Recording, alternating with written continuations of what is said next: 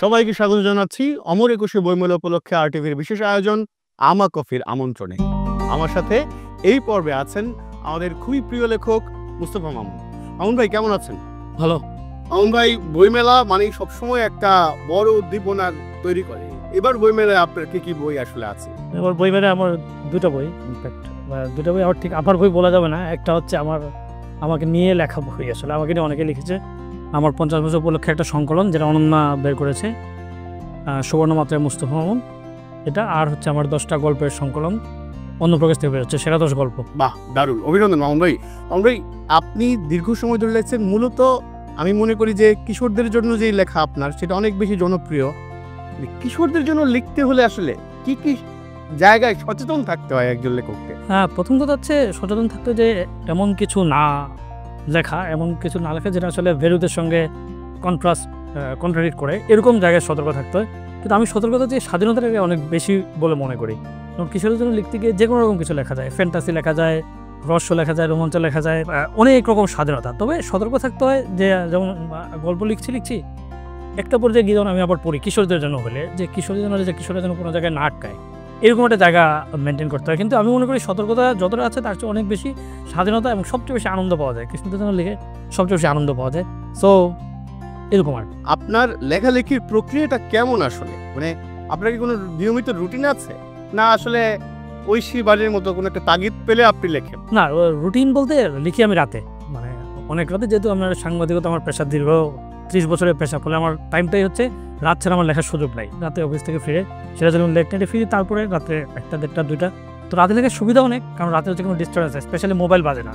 এটা হচ্ছে একটা জায়গা। আর এর বাইরে যে মূলত আসলে আমি দিয়ার কারণে লিখি, মানে কোন ডেডলাইন চাপ, ওইটা না হলে আমি কোন লিখতে পারি ছাড়া। হ্যাঁ, যে একটা অমুক একটা গল্প চেয়েছে, অমুকটা লেখা দিতে হবে, এই জায়গায় অমুকের জন্য লিখতে হবে, মানে ওইরকম একটা জিনিস থাকলে গিয়ে জিনিসটা হয়। এবং এই জন্য তুমি দেখবে আমার লেখালেখি পড়তে গেলে, যেমন আমার শেষ দিকে অনেকগুলো লেখা শেষ দিকে খুব দ্রুত শেষ হয়। এটা পাঠকদের এটা অভিযোগ। এটা কারণ কি, আমি যখন শেষটা ভেবে ফেলি উপন্যাসের ক্ষেত্রে, তখন দেখবে আমি তাড়াতাড়ি শেষে পৌঁছানোর জন্য, এবং অনেক ক্ষেত্রে আমার ইন্সপিরেশনের কাজ করে কি জানো, লেখা শুরুর সময় যে লেখাটা একসময় শেষ হবে, এই শেষ যে হবে, এই যে আনন্দ পাবো, এই আনন্দই আমাকে ফেরে নিয়ে যায়। মামুন ভাই, লেখক জীবনে রাইটার্স ব্লক একটা খুবই প্রচলিত পথ। মানে আপনি কখনো এরকম ফিল করেছেন আপনার কোনো রাইটার্স ব্লক হয়েছে, বা হইলে আপনি কিভাবে কাটিয়েছেন? না, এটা আসলে আমার ক্ষেত্রে কখনো হয় না। মানে কি, আমরা যারা সাংবাদিকতা করি, যারা সবসময় লেখালেখির মধ্যে থাকে, তাদের ক্ষেত্রে আমার মনে হয় হওয়াটা একটু কঠিন। এই অর্থে, যেহেতু ধরো আমি খুবই অসুস্থ, কিন্তু একটা কিছু হচ্ছে, একটা ঘটনা ঘটছে, আমি যদি খেলার সাংবাদিকতা করতাম, খেলা দেখছি, লিখছি, ফলে তখন আসলে এই অভ্যস্ত এত বেশি হয়ে যায় যে আমি জানি যে আমাকে লিখতে হবে, এটাই আমার পেশা, এটাই আমার কাজ। ফলে অন্য কোনো ভাবনা সেটাকে করার চেষ্টা করে না। হ্যাঁ, কখনো লিখতে ইচ্ছা করে না, ক্লান্তি লাগে, সেই ক্লান্তির কারণে হয়তো লিখতে সময় লাগে, গ্যাপ নিতে হয়। হয়তো আমি লিখতে বসলাম, কখনো এমন হয় যে একটানা তো আমি 2000 শব্দ 3000 শব্দ লিখে ফেলেছি। আবার কখনো দেখা গেলো যে আমি গ্যাপ নিচ্ছি, মাঝখানে আমি বই পড়ছি। তো আমার কাছে মনে হয় যে আমার লেখালেখির ক্ষেত্রে বুঝতে পারলাম যে লেখা বা লিখতে শুরু করাটা আসলে আমার জন্য চ্যালেঞ্জিং। মানে সাহিত্যের সফলতা ব্যাপারটা আসলে কি?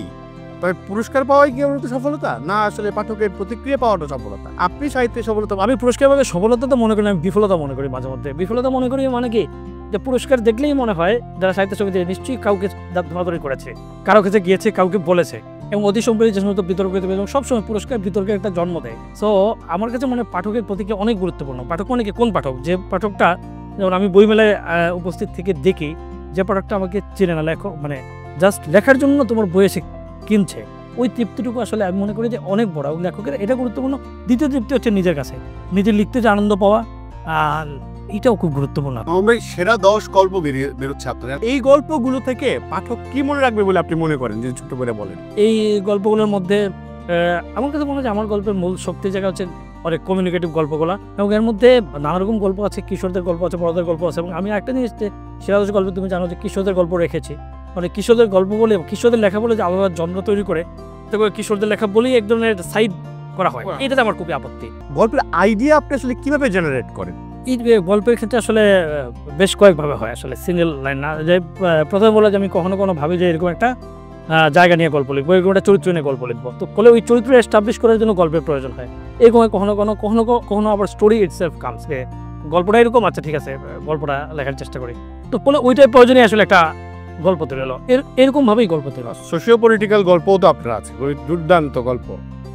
কোয়ালিটির গল্প আছে। হ্যাঁ, মামুন ভাই আমাদের তো সময় কম, একটা জিনিস আছে, আপনি সাংবাদিকতা করেন, আপনি নিউজ রুমে থাকেন, এর মধ্য থেকে এমন কি হয়েছে যে সামাজিক বা সাংস্কৃতিক কোনো ইস্যু সেটা আসলে আপনাকে ভয়ঙ্করভাবে হন্ট করেছে এবং আপনি একটা গল্প লিখে ফেলেছেন? সেটা কখনো কখনো হয়েছে। যেমন আমার যে গল্পটার কথা তুমি সালাম যে গল্পটা, সেটা আসলে এই প্রেক্ষিত থেকে যে ক্রসফায়ার ইত্যাদি ইত্যাদি রাজনীতি, সেই জায়গা থেকে মনে হলো এরকম একটা ক্যারেক্টার কিন্তু লেখা হচ্ছে। এবং এটাও ইন্টারেস্টিং, এটা আমার এসেছিল একজন কর্মকর্তা একটা মেমোয়ার থেকে, যে উনি বলছিলেন যে এদের কোথাও এদের সাইকোলজি বুঝতে পারেন না, এটা দেশপ্রেমী, কিন্তু এদের ধরনটা হয়তো আমরা বুঝতে পারছি না। সেখান থেকে আমার মনে হয় যে এবং কন্টেম্পোরারি সবাই মিলিয়ে আসলে গল্পটা লেখা। ধরেন যদি টাইম মেশিন থাকতো এবং আপনি আপনার জীবনের যে কোনো সময় ফিরে যেতে পারতেন এবং কোনো কিছু আপনার পরের জীবনে কোনো কিছু আপনি বদলাতে পারতেন, তাহলে আসলে আপনি কোথায় যাইতেন, কি বললেন? তাহলে আমি আমার ইউনিভার্সিটি লাইফে ফিরে যেতাম, ল ডিপার্টমেন্টে। আমি ল পড়ে, যেমন আমি সাংবাদিক হয়েছি, কিন্তু আমার স্বপ্ন ছিল ল পড়ে আমি লয়ার হয়ে যেতাম, ইজিবি হতাম, বেস্টরি পড়তে যেতাম, এরকম। সমালোচনা বা নেগেটিভ ফিডব্যাক এটা আপনি কি পান, বা পাইলে সেটা কিভাবে আপনি ডিল করেন? আসলে সমালোচনা পাই, যেহেতু আমি কিশোরদের জন্য লেখালেখি বেশি করেছি বলে আসলে সমালোচনা পাই। কারণ কিশোর আসলে সমালোচনার বিষয় খুবই নিষ্ঠুর। তারা যেমন প্রথমটার বিষয়ে অনেকে তারা অনলি হচ্ছে তাদের যদি ভালো লাগে তারা বলবে, তারা কিন্তু কোনো বিশ্লেষণ করে না, গবেষণা করে না যে এর মধ্যে চরিত্র নির্মাণ ভালো হয়েছে, এটা হয়েছে। তারা আমার ভালো লেগেছে, আমার খারাপ লেগেছে, স্ট্রেট। আমরা একটু র্যাপিড ফায়ার রাউন্ডে যাই, একদমই যা মনে আসবে তাই বলবেন। র্যাপিড ফায়ার রাউন্ডের প্রথম শব্দ প্রেম। প্রেম সবার জীবনে আসে, নানাভাবে আসে, নানা রকম আসে, নানাভাবে আসে। তবু আসলে জিনিসটা যে কি কেউ বুঝতে পারে না, আমার ধারণাটা কি। প্রকৃতি তো আসলে আমাদের কি বলা যায়, আমার লেখকদের জন্য প্রকৃতি খুব গুরুত্বপূর্ণ। তো আমার লেখায় খুব বেশি প্রকৃতি আছে না, আমি মানুষ নিয়ে বেশি লেখি। মানুষ আমার কাছে প্রকৃতির জন্য গুরুত্বপূর্ণ। মানুষ সময় চলে যায়, বয়ে যায়, সবসময় আমাদের মনে সময় চলে যাচ্ছে, অনেক কিছু করা হলো না।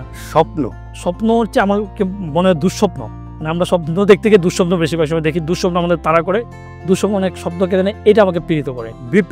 বিপ্লবী তো সবকিছু, বিপ্লবী তো বদলায়, বিপ্লবী তো নতুন পথ তৈরি করে, বিপ্লবের মধ্য দিয়ে সবকিছু আসলে বিপ্লব, নতুন কিছু করা, নতুন চিন্তা, নতুন প্রতিষ্ঠিত বিপ্লবের মাধ্যমে হয়। প্রেরণা সব মানুষের জীবনে, আমি মনে করি প্রেরণাটা আসলে তাড়না থেকে, মানুষের জীবনে যখন তাড়না থাকে সেটাই আসলে প্রেরণা হয়ে কাজ করে বেশিরভাগ ক্ষেত্রে। মুস্তফা মামুন লেখালেখি করে, গল্প বলতে চায়, মানুষকে গল্প শোনাতে চায়, গল্প দিয়ে মানুষকে আনন্দ দিতে চায়। কিন্তু সাংবাদিকতা, ক্রিয়া, খেলা বিষয়ক লেখালেখি, অনেক কিছু, সংগঠকতাকে আত্মার পিতৃত্ব আমার কাছে মনে হয় যে সবচেয়ে সেরা জিনিস মানুষের জীবনে, যেটা মানুষকে সম্পূর্ণ করে।